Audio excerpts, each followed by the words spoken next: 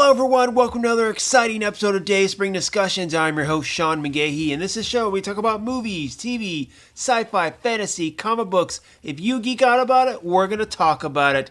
You can listen to Dayspring Discussions on iTunes, YouTube, Podomatic, Patreon, Spotify, Google Podcasts, wherever, guys. While you're there, go and rate, review, subscribe. Then you can head on over to the Facebook group and Twitter account and join in the discussion. Well, hello, everyone. Hope you are all enjoying your week.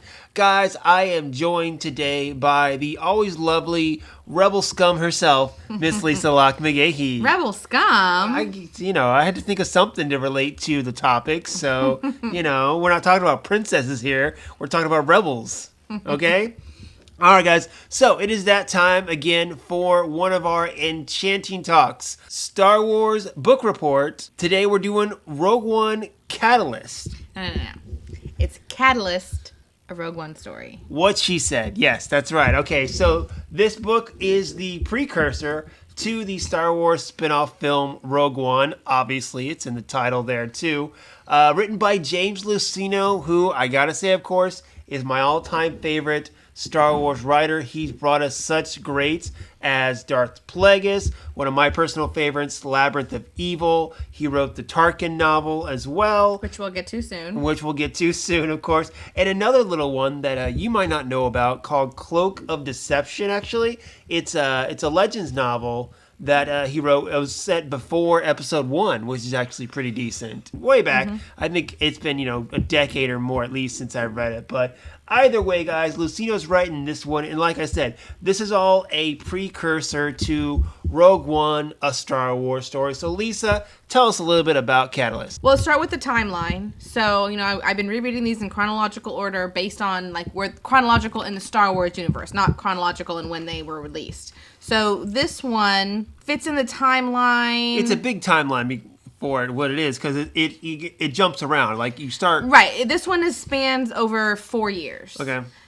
So it takes place about... Technically, the last few novels we read take place during this time period. Yeah. So this one takes place, if you're counting how they count, which is technically before... The Battle of Yavin. This one takes place 17 to 21 years before the Battle of Yavin. Where the last few books we read, the Ahsoka book is 18 years before, so it falls in this timeline. Mm-hmm. The Dark Disciple is 19 years before, so it falls in this timeline. So this one spans a little bit of distance, because the beginning of this novel coincides with... Clone Wars. Basically with the Empire coming about.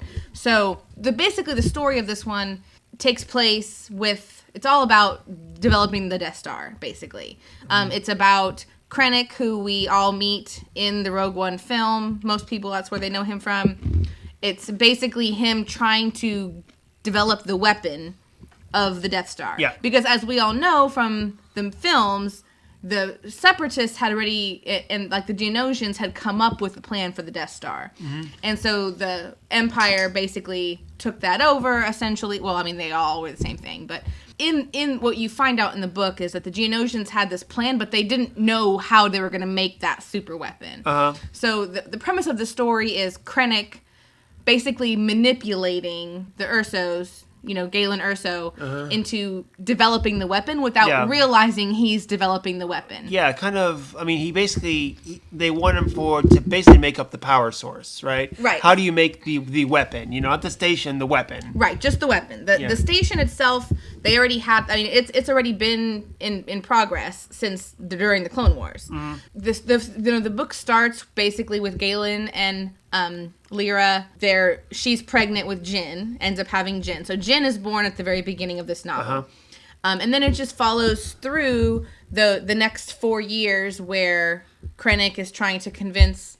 He's basically giving Galen everything he needs for his research lab so that he can study the kyber crystals to try to develop enough power, where Galen thinks he's just working on energy, not realizing that really he's working on giving the Empire a way to develop this super weapon. So, anyway, that's basically the premise. This book leads... The thing I like about... I'm going to do kind of two things here. So this book is not one of my favorites in terms of just as a book. It's pretty dry. It's kind of boring. If you think about it, there's not a lot of action, it's definitely not the most exciting. It's all introduction, really. Right. It is. But in terms of getting a better appreciation and understanding for the film Rogue One, I highly recommend reading this book. But it definitely is one where, like, as you're reading it, you're kind of like, okay, come on now. Like, let's get to the good stuff. Well, one thing I love about it, because the book came out November 15, 2016, which is about a month before the film came out.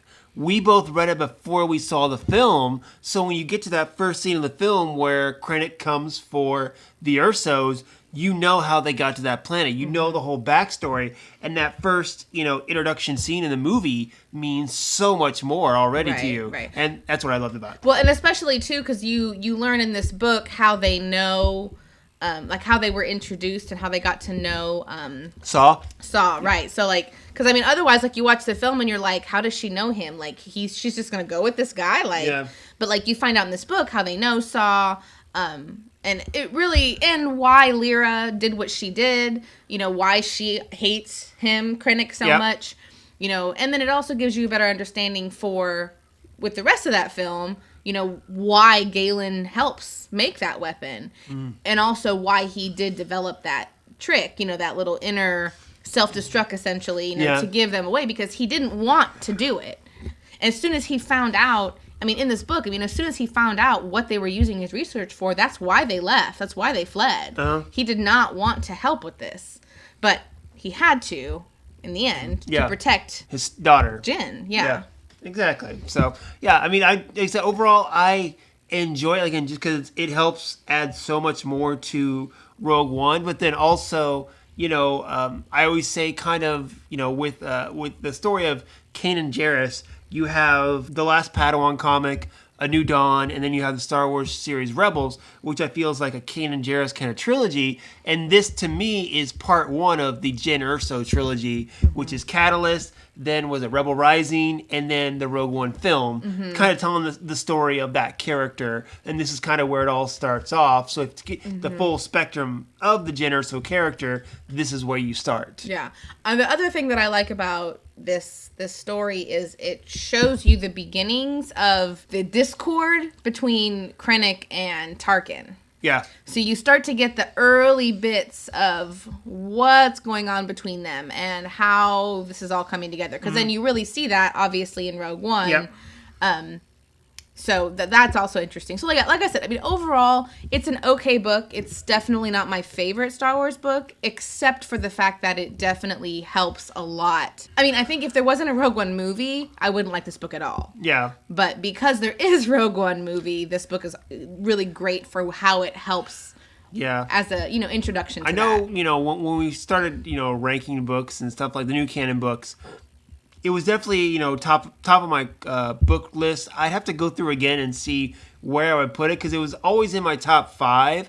I don't know if I'd still put it in my top 5s quite yet, but I enjoy it. It's, again, James Luceno. I love him as an author, so, no complaints there. I like the story as well, too. But yeah, it's worth checking out, I would say. It's definitely not in my top 5. There are much more entertaining Star Wars books than this. Oh, it's just the content, like, because of what the story tells you and how it helps to, how it helps with a better understanding and appreciation for the Rogue One film is the only reason I would even put it high as it is. I think the story, the book itself, I find to be fairly boring. So of the ones we've ranked, of course, chronologically so far, you put it at the bottom?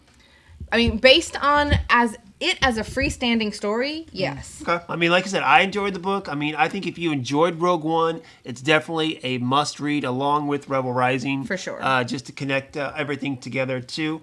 But yeah. We'll get to Rebel Rising. We're not there yet. We're not there yet, exactly. So, but that's it for us, guys. Of course, time for you to fire back. Let us know what you think. What's the next one on your list?